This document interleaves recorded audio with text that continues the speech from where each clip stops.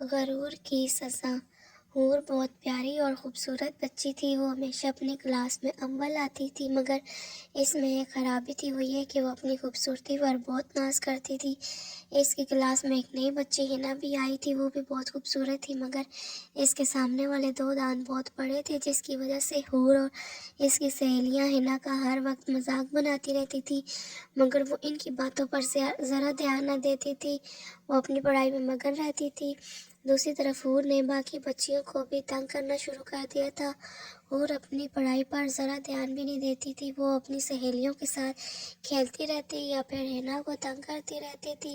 ایک دفعہ تو حور نے حد کر دی، اس نے ٹیچر کی چیئر پر نکلی چوہا رکھ دیا۔ ٹیچر نے جب پوچھا یہ کس کی حرکت ہے تو حور نے سارا الزام ہنا پر لگا دیا اور پھر ڈانٹ ہنا کو پڑ گئی۔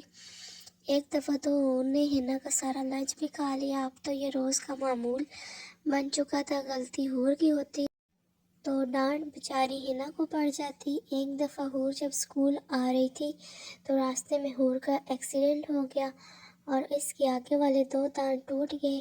تھوڑے دنوں بعد حور جب اسکول گئی تو اس کے دوستوں نے اس کا مذاق اڑانا شروع کر دیا۔